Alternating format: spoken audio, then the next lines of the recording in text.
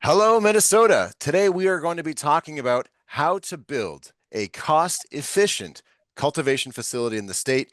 I'm your host. I'm Dr. Lucas McCann. We are extremely excited to be here today to talk to you about some of the best practices, some of the important application particulars that need to go into your final license application package, what to do, what not to do, what lessons have been learned, and basically deep dive into constructing your cultivation facility in the state. I am joined by two others. We've got two very experienced folks joining me today. From TSRgrow, we have Mikhail Segal. He is a veteran in the cannabis space. TSRgrow is a very experienced LED lighting solutions provider. They've got a ton of patents, a ton of experience setting up cannabis cultivation facilities, not just across the state, but across the country and internationally. I see TSRgrow at a lot of the shows all over the world, and really excited to have Mikhail with us today. Thanks for joining, Mikhail. Pleasure to be here. We've got Tony Beeman, who is the money man coming from CEE, Center for Energy and Environment. Tony has been playing a key role helping to build milligram by milligram Minnesota's cannabis micro businesses and meso businesses by reducing their operating costs, by maximizing energy savings. Really excited to have you here, Tony. Thank you.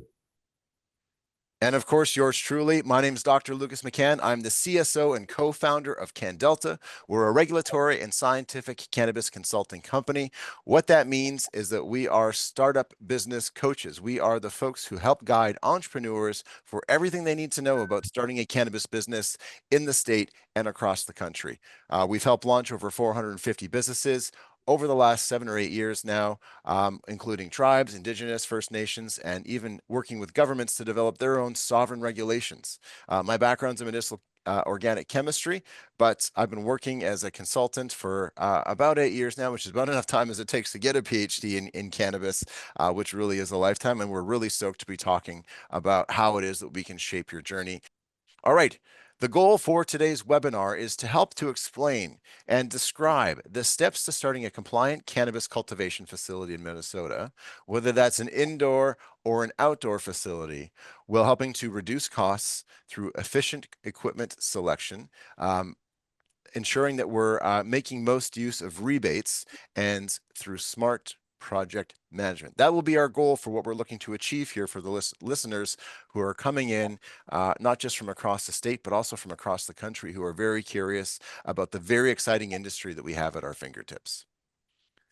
For those that need to build out, you have precisely 18 months from the time that you run your TPI background disclosure check. The timer starts for you to be able to launch at least one of your endorsements on your meso or micro business or even cultivation business. So certainly important to be wary of the fact that there is an important timeline here to be cognizant of. Now, the OCM has mentioned kind of informally that they would be consider granting extensions to those who might be impacted by factors that are outside of their control, such as obtaining certificates of occupancy. Maybe there's some kind of building delay or materials that are being tariffed that are just very difficult to get. I'm sure they're going to be reasonable. However, if you don't show positive signs of progression with your business, this license could be put at risk. So we really want to make sure that we're showing positive traction and that we're using it. Otherwise, we might lose it. So very important to consider. Now, just to very quickly highlight some of the important distinctions between the different kind of businesses that we have. So we have the meso business, the micro business, and the cultivator. So the micro business is a very, very small focus, which has a seed to sale allowance with one retail store permitted. That store doesn't have to be at the same space, but typically would be responsible for setting up at some location and dispensing both their products potentially and the products of other producers located in the state. With the micro business, you also have an indoor limit of up to 5,000 square feet of canopy of flowering plants, which is on your indoor side. On the outdoor side, you have an outdoor limit of 1/2 an acre. You are allowed manufacturing, and you can be fully vertically integrated. In theory, with the microbusiness, you could just be a retailer or you could just be a cultivator. And this is best for smaller operators, perhaps smaller teams, the entrepreneurs, the legacy growers who are looking to enter Minnesota's burgeoning market. The mesno business is for mid-size, multi-endorsed folks, typically teams or larger scale operators, and in some cases MSOs, who wish to open up to 3 cannabis retail dispensaries and or have up to 15,000 square feet of canopy space indoor or 1 acre outdoor. It is very larger scale in terms of manufacturing. It does have some slightly higher outputs there with up to 15,000 square feet, and again does allow for full vertical integration, best for larger teams that are very well funded. With 15,000 square feet of canopy space for mature flowering plants, you're going to need probably close to double that space to be able to support the operations of that facility, which we'll get into later. And finally, the cultivator, the large scale grower, doesn't allow for any retail operations, but does allow for up to 30,000 square feet of canopy space indoor or 2 acres of outdoor, which is absolutely massive. No manufacturing, no full vertical integration. This is the true grower license type. In terms of the path to operating, there are several important steps that have to be followed before you can begin your operations. Most folks now have what's called a preliminary license, which doesn't allow for much besides the ability to gain investors, maybe sell some equity, look for financing, and looking for locations. You can't start cultivating with a preliminary license, and you certainly can't start selling any cannabis or cannabis products. The goal here is really to find a location that is appropriately zoned. And this can be through leased property or through a property that you might purchase and own. To take those particulars for the property and submit what's called a municipal application. All licenses have to have an approval from the state, the township, to be able to operate there. And that includes basically a written acknowledgement from the municipality in which you are operating that your specific address is zoned and approved for the cannabis activities that you're looking to conduct. And again, if you're looking to do several endorsements across several sites or facilities, you're going to need several municipal applications to reflect each one of those addresses. From there, we enter into a build out phase where we're completing all the necessary construction and renovations, typically using a phased approach and really focusing in on what is required for licensure as opposed to maybe building everything out all at once. We really like to see a phased approach. And with how we've designed this framework in Minnesota, you don't have to build all 15,000 square feet of your meso business at one time. You can start with 2 or 5, not necessarily 15. Finally, you submit all those particulars in your final application, all those components, the attestations, the updated key investor report, and any other TPIs and background checks are done at that time. And the OCM is going to come by, take a look at it. As far as I know, they are running in-person inspections for all site visits to ensure that the site is compliant and that the plans that they have match what actually exists in reality. So securing a location, step number 1. We want to make sure that if we're cultivating that we have the right requirements for cultivation. So before securing a property, we should be contacting municipalities of interest to confirm the latest zoning requirements for any areas, right? We should be reaching out to them in anticipation of going and signing a lease, an LOI, or even purchasing land or property. The reason being is you don't want to enter into these agreements without a really good exit clause if for some reason something happens, or at least some kind of pre-approval or green light from the municipality. Zoning maps can be very complicated, if looking at them on the whole. And in addition to some of these different colored areas where you may or may not have the ability to have the right zoning or operate under an endorsement, there are other considerations that also need to be considered, such as clustering, setback distances to sensitive buildings like housing, places of worship, community centers, daycares, rehabilitation centers, hospitals, and so on and so forth. So just because you're the right color doesn't necessarily mean your zoning is completely good to go without that confirmation from the municipality and the city. And even with what we've seen in New York, it's not always that obvious, where the regulator in some cases has even changed how they are doing setback distances. So it's very important to follow the letter of the law or the rules that we have in Minnesota as it pertains to setbacks. Putting together the application process also has multiple components that go into it. We need construction permits. We'll need to obtain a certificate of occupancy to show that the building permits were obtained. They've pulled permits. They've built up to proper code. If we've done any kind of necessary renovations or changes to the site, that we have sewer availability charts or an SAC. We have air filtration and odor control measures in place to ensure that we're not stinking out the neighbors or anyone else who might be in our area. We have some form of waste management or waste management control in place to identify and manage organic and hazardous waste, that we're using the appropriate collection services for the products that we might be making, solvent recovery, so on and so forth. Energy efficiency is very important. More on that later. We've got experts here to speak to that. And then finally, this all goes into your final submission for your municipality approval. The build out phase, again, lots to consider here when looking at what build-outs can be and could be. So comparing and contrasting outdoor and indoor, I think, is important to get a sense of what it's going to look like to put these things together. They're both very different. They have different levels of risk, cost, and potential for reward. And we can't mix the two as well. So we're not necessarily going to be mixing indoor and outdoor because that's not a permitted activity with your cultivation license. So you're really stuck with one, either indoor or outdoor. So outdoor, obviously, we don't have any control over the environment. We're susceptible to things like climate events, hailstorms, rain, humidity, precipitation, snow, and other events. Whereas indoor, we have excellent environmental controls. And again, to speak to that, we've got Mikhail here who's going to be speaking in just a moment about what environmental control really looks like for a dialed-in grow room. In terms of startup costs, because it's indoor, naturally it's going to be much more expensive to put that together than it would be to build hoop houses or a fenced-off area with security. So the cost of production for these are going to be much higher for the indoor because we have such a sophistication in control and in power consumption. In terms of the quality of the product, low sometimes is characterized as being low to moderate. Again, it's going to be susceptible to whatever's outside in terms of sunlight, whatever the weather is that week, or any other types of environmental influences, like, for example, whatever the neighboring crops are, runoff or spray from other crops can end up on yours if it's outdoor. So it's very important to be cognizant of what your neighbors also might be doing.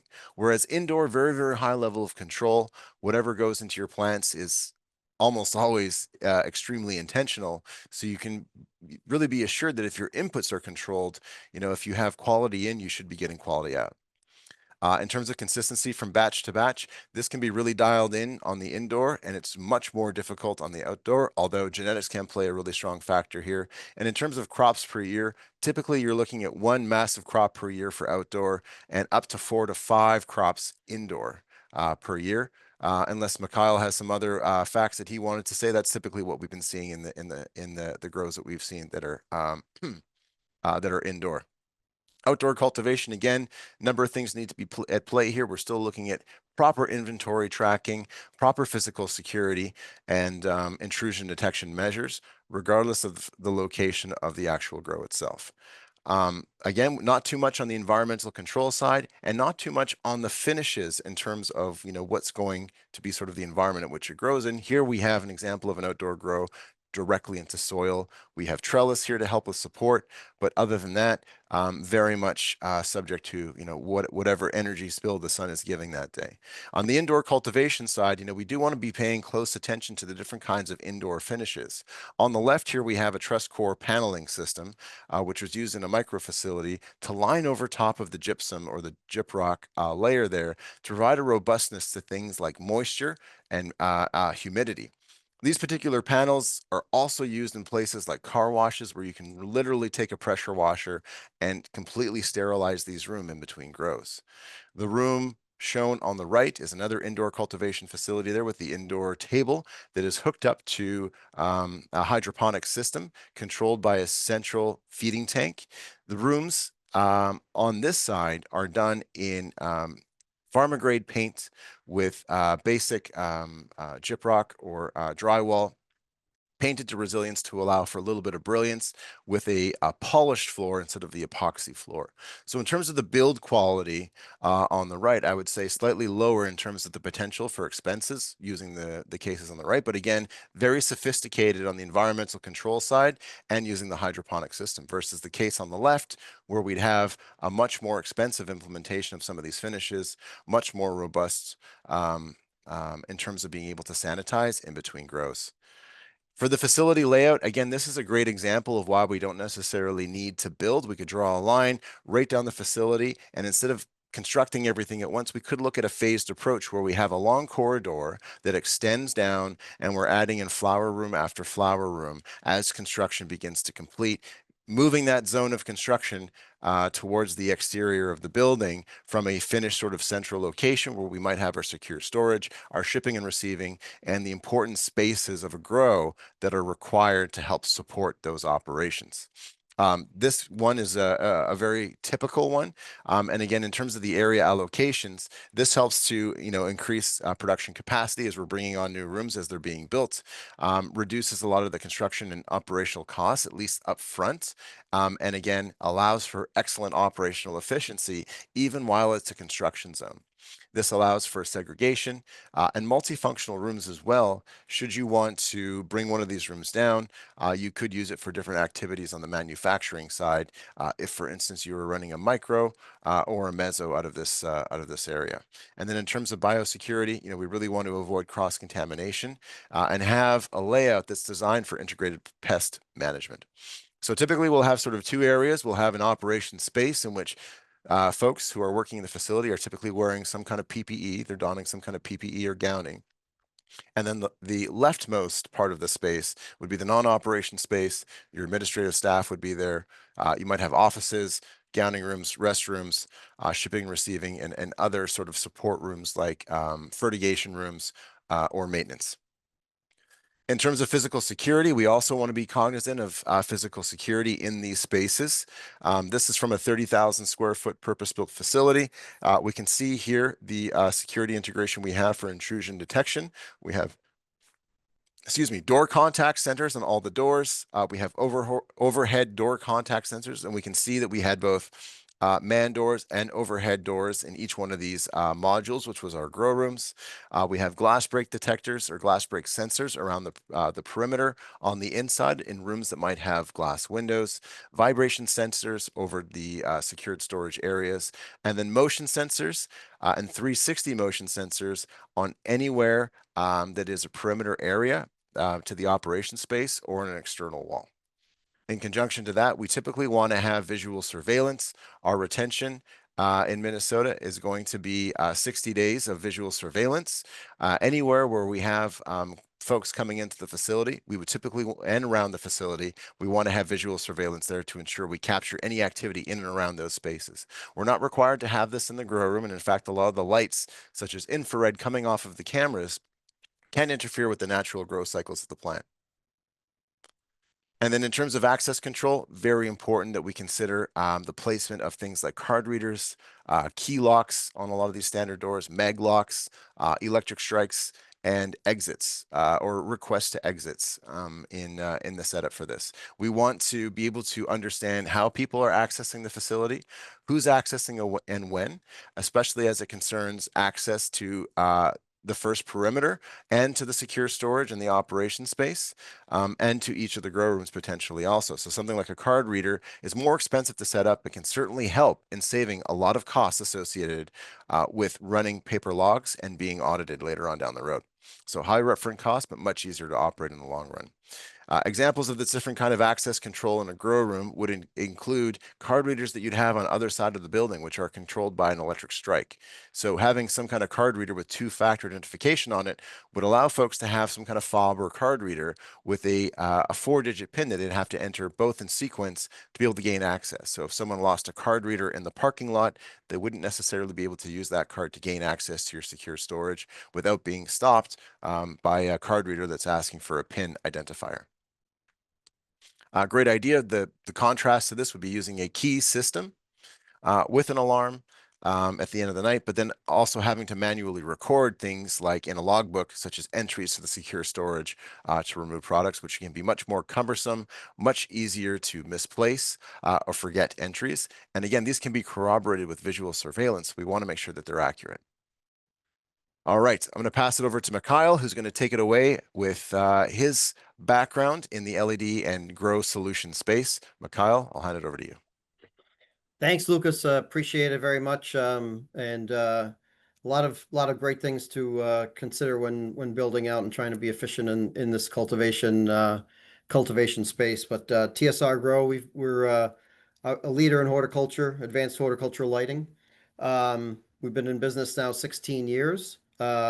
Started the company 16 years ago to really get into LED lighting and have evolved solutions for this industry over the course of this time. And one of the most important attributes and innovations that we've done is to really remove the local driver off of fixtures and to create a true rack mounted remote power, centralized power system that allows you to deliver the photons where you need them, when you need them, in the grow facility to for the strains that you're growing when you're growing them and how you want to grow them. So a lot of true digital and centralized command and control for everything that you're doing in the facility.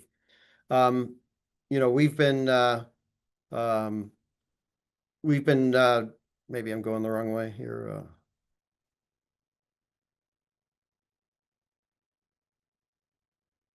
Nope, that was, I guess, a little bit about me. So I jumped the ship on talking about the company, but yeah, myself, I've started the company. I'm the CEO, and we've been in the space 16 years ago. So we went through that.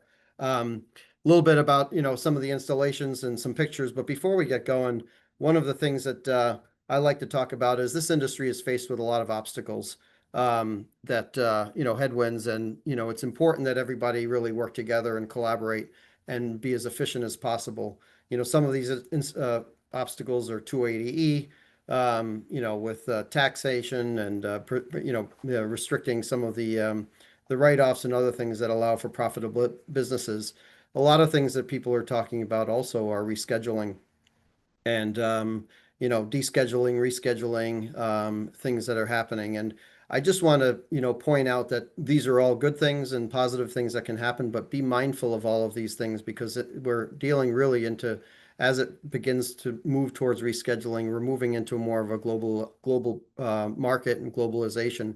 And while we're thinking local and operating local and needing to operate efficiently, there's a big industry out there, and thinking about how you design your facility and really move it and plan for where this rescheduling happens and some of the good manufacturing practices or EU GMP or where you might want to be in the next 3 to 5 years is an important factor for how you design and how you lay out your facility now. You don't have to do it in large scale, but really planning for those things and those obstacles that may come into place are very important. So I just want to put that out there that as we talk about facility design and layouts and proper build outs and operations, consider that with rescheduling and some of these other things that could come into play to be positives, there will also become maybe regulations and other things that are important to consider that will also be opportunities for success. So, one of the things that one of the things that's important as you build your facility certainly is thinking about your master plan.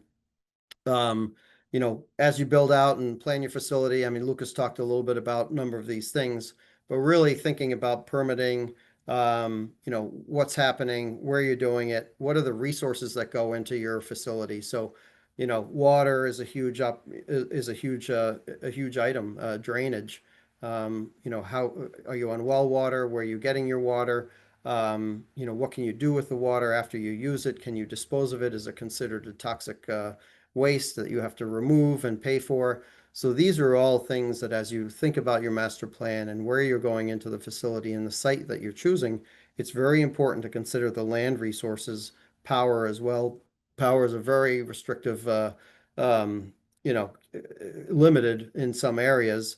And, you may want to look at gas, whether you have gas to power cogeneration units, or whether the utility can actually provide enough power for what you want to do in the facility when you're growing. So land, power, resources are very critical. Build for expansion. Think small. Lucas talked about this, really thinking about how you can build and start and then expand in the future. But really plan your facility on a large scale. But then as you build it out, think about how you can scale it and build it out. But at the same time, make sure that you consider everything in your facility on how you want to build, what you want to do, and where you want to go with the master plan. So it's very critical that you design for the full thing, design for expansion, but also design it so that you can scale it as you go and not have to build out the whole thing at once. One of the biggest things that we've seen is just trying to build everything at once and then trying to deal with a lot of issues, trying to scale up and start up and commission something that's too big from the beginning.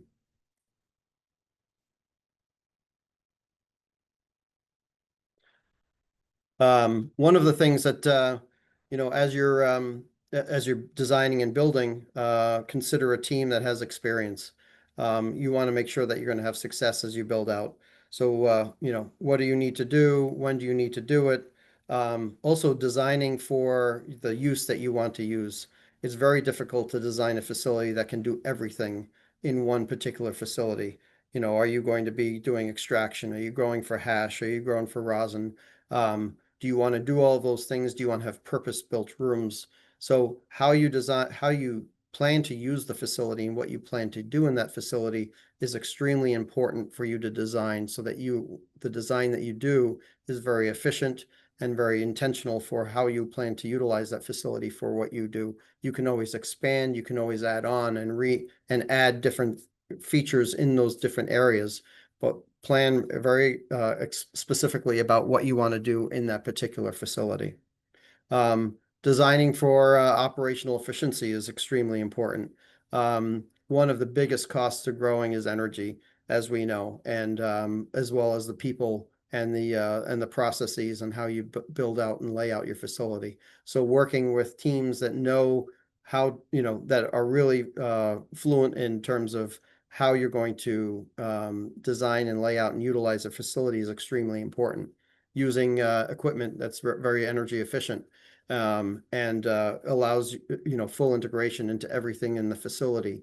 So allowing your equipment to be energy efficient, allowing a site that has access to the resources you need, designing that facility that you can really run efficiently in terms of how do you segregate maintenance from your operation? When people gown and come into a facility, are they all gowning together? Are you having teams gown up and go into specific areas for whether they're extracting or trimming or other things? Thinking about how people are going to interact and grow and use that equipment and use that facility is extremely important for efficiencies.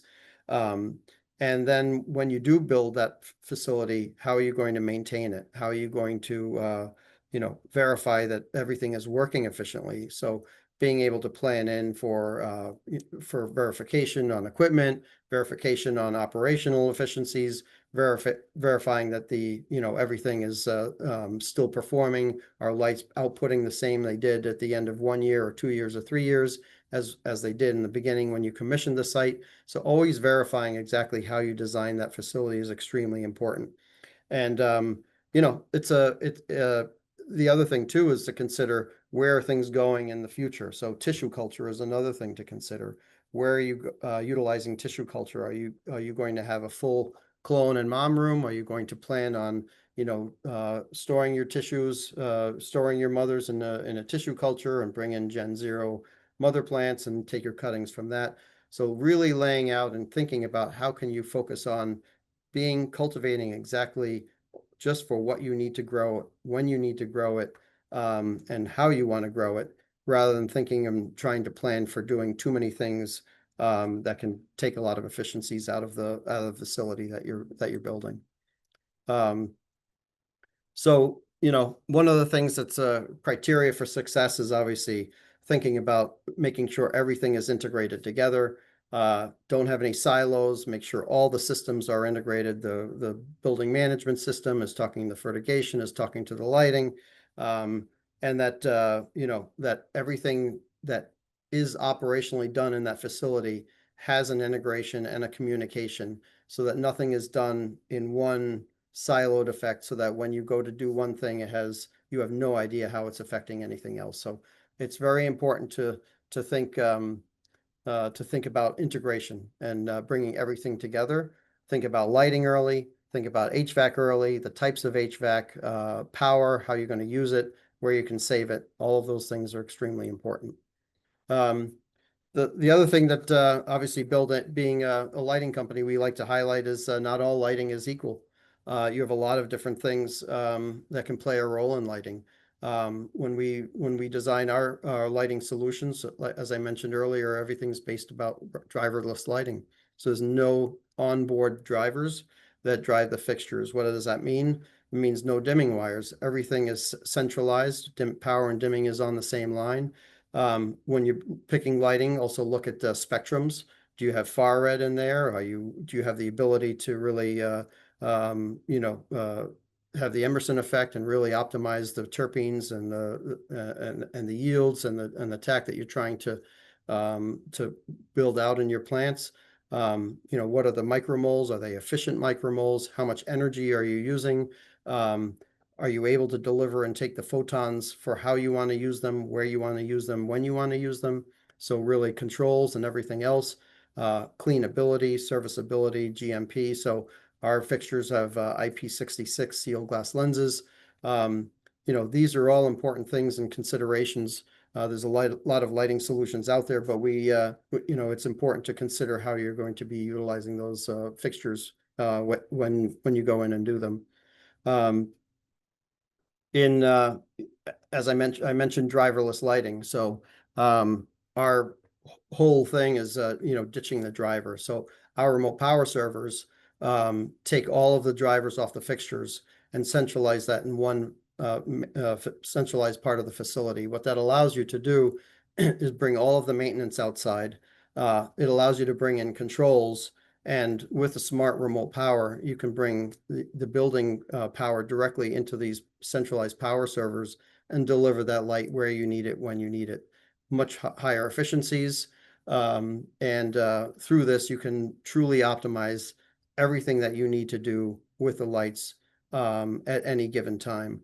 And the other thing that happens is you can integrate this into your building management systems. So you have a lot more efficiencies, you have a lot more control, you have data, repeatability, and consistency. So now you have the ability to consistently do over and over again how you want to grow each particular strain.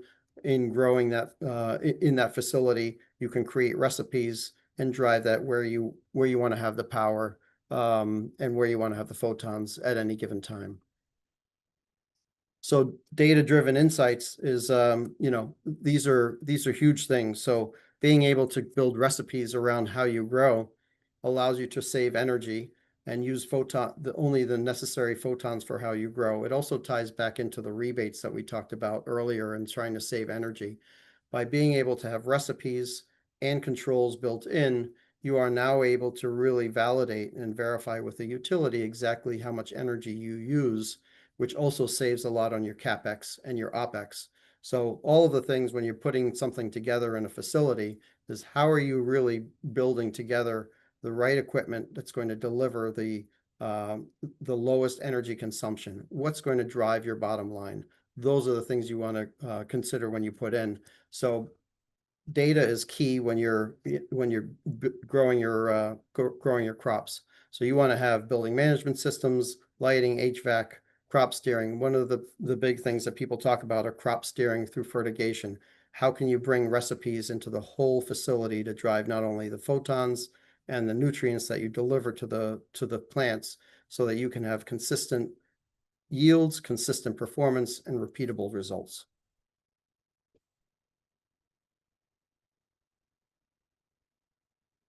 So climate control is really critical. It's an area that's really sometimes undersized.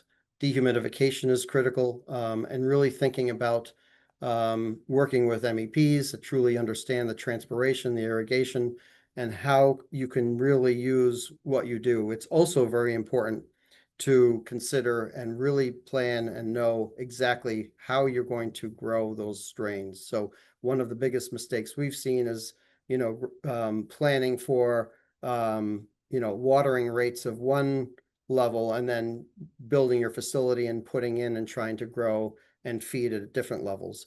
Your climate system may not be sized specifically for that. So it's very important to work with a team that can pull together and really help you optimize exactly how you're going to feed, what strains you're going to grow. Are you growing in multi-level, single level? How are all the microclimates going to be pulled together? And really, how is that equipment integrating together to give you a full uniformity over the crop, not only in how you're not only in the air, but the temperature, the humidity, and also the watering that you're putting to the plants, as well as the light that's coming in. So really, it's a holistic climate that you want to look at and be able to control. And this ties back into really bringing in the integration of everything. So we've seen one of the things that we've seen again is really the limitations of a grow, or really how disparate the systems are and how incommunicative they are.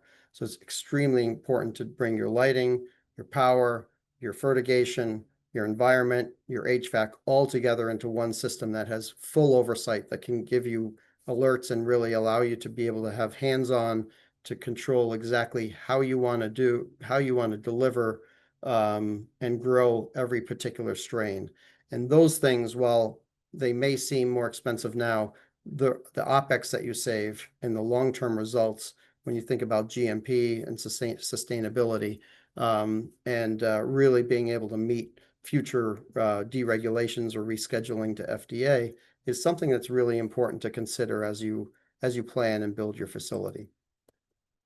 Another way to consider going to market and getting going is obviously time to market is key to making money.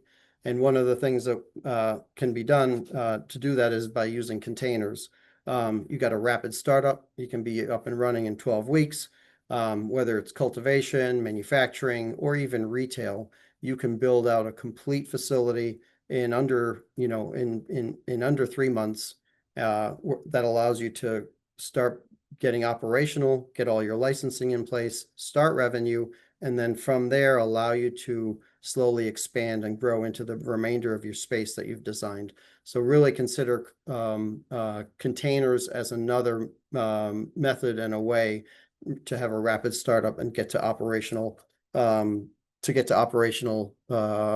success and revenue faster. So with that, I want to pass it on to Tony and talk a little bit about rebates.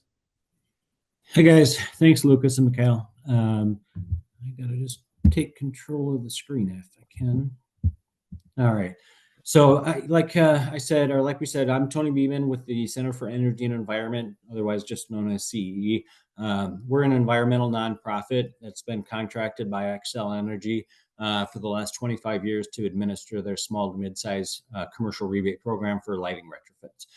So the school district is looking to upgrade to LED. They reach out to us. We'll go do the audit, the specification, build out the rebates and the finances, work with the contractors, implement, and then ultimately take care of all the rebate paperwork on the back end.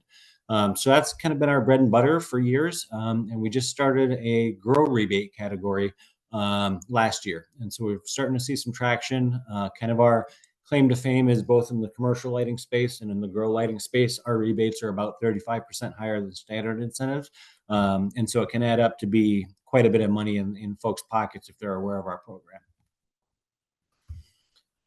This has been the challenge so far when I'm meeting with growers is they're not familiar, and understandably so, how big of an impact rebates and which utility you sign up with are. I've gotten many growers have reached out to see if they could participate in our program, only to find out they're outside of Xcel Energy territory. And what I'm hearing is there's either no rebates whatsoever, or maybe $40,000 across all programs for the entire calendar year. To put that in perspective, the most recent micro license that we mocked up, the rebate for that property was $335,000.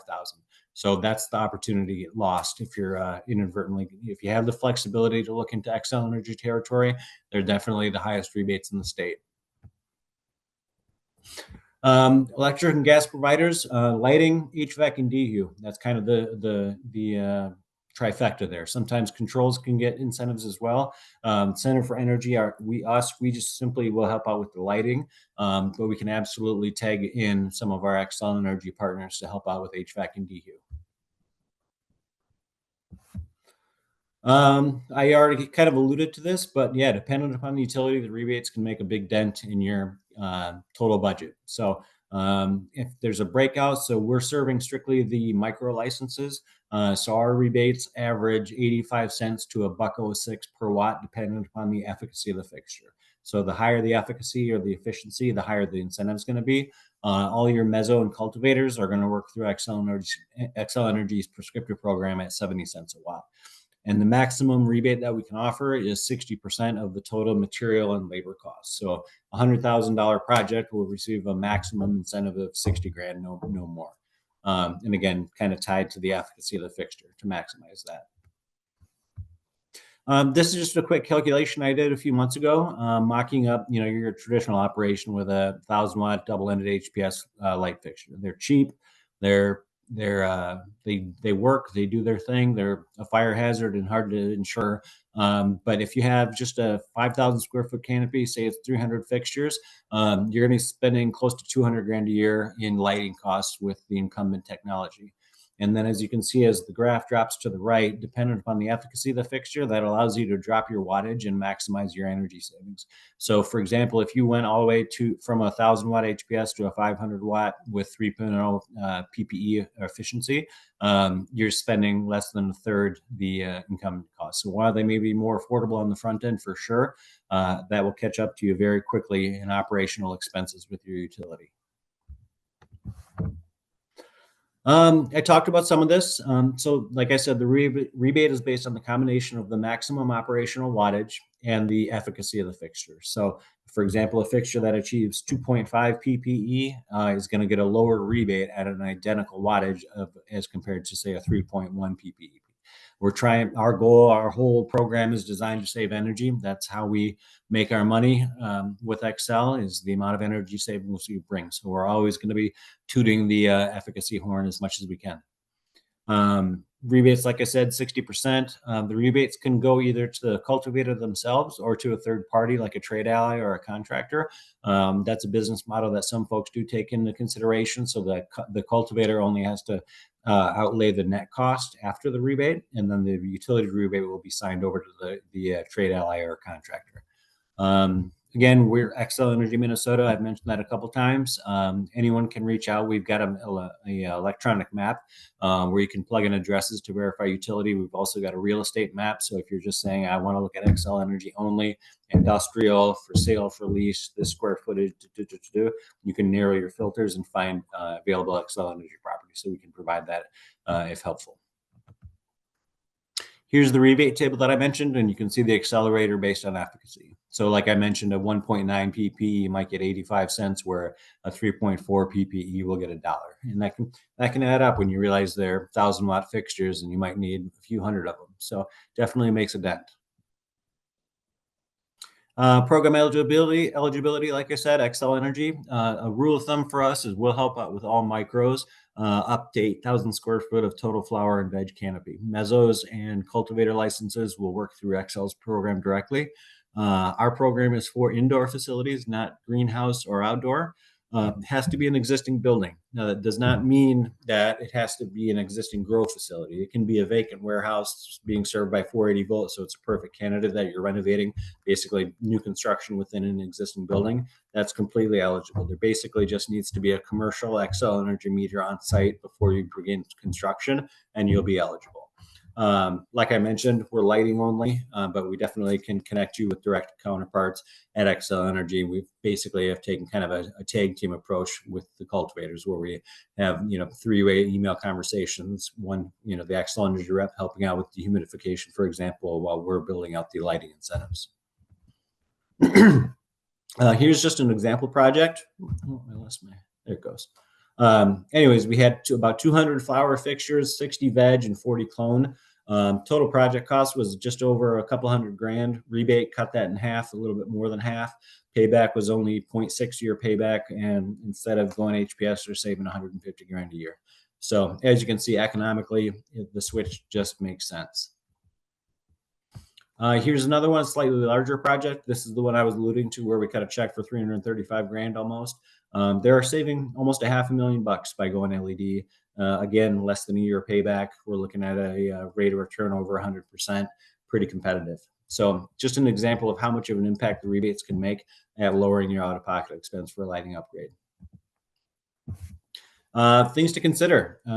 Most utilities, specifically Xcel Energy, they require a load calculation sheet filled out just to make sure that there's enough service at the property ahead of time, or if it does need a service upgrade to facilitate the new lighting, HVAC, and DHU loads.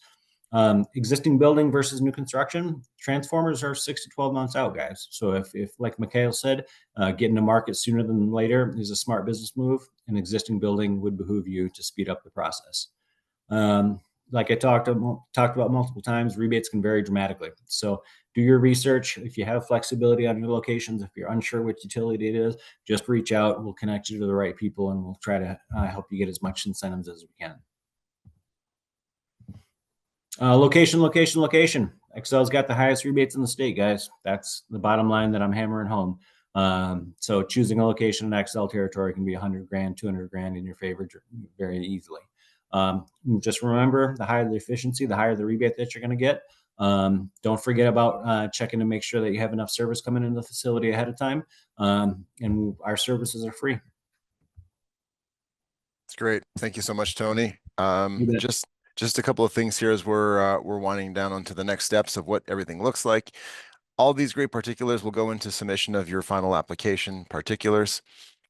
Again, we take all the application documents, the attestations, the org structure, put it together with your municipal control, all the information about your site, including things like environmental control, odor control, layout, information on how you're actually going to be running your facility with your local zoning approval. All that gets sent over to the state as part of the application. It gets compiled along with important pieces like your SOPs and submitted as a part of your final package. So really, really important there. All the while, you got to be keeping in mind about how you're going to be, managing record keeping, like your cultivation records, your worker activity records, your input documentation, security, sanitation, waste disposal, financing, inventory, and tracking as well. All before getting your request for the inspection. Once all those particulars are in, the OCM reviews it. They'll be making an arrangement for coming by the site, taking a look at everything that you've said on paper is actually there in real life to ensure that everything looks good, including important parts of your SOPs. Again, we've got a full list of all the things that go into passing your inspection and the checklists available for clients who are interested in that. Very, very important because compliance is key here. This is an industry that's more regulated than tobacco or alcohol, and having a strong understanding of what you're signing up for, what your responsibilities are extremely important. You have your regulatory compliance, your agriculture and environmental compliance, and your operational integrity and security all go into ensuring that you don't become subject to enforcement action, which can include financial consequences, or in some very extreme cases, license revocations. So, non-compliant products going out there, recalls are expensive. Want to avoid those. Making sure that you get on the right foot from the day one and speaking to the right experts to get you along the way should certainly be top of mind. If you have more questions about how to get a license in Minnesota, you can visit Canndelta.com for some free resources, and YouTube resources are also available on our page. Or you can contact Mikhail directly from TSRgrow, and he can get you all the information you need about setting up your compliant grow system and LED environmental control for your cannabis cultivation facility. And always be talking to Tony, because Tony's the money guy. So really great opportunity for you to make sure that you're making the most of this opportunity through rebate programs that are out there.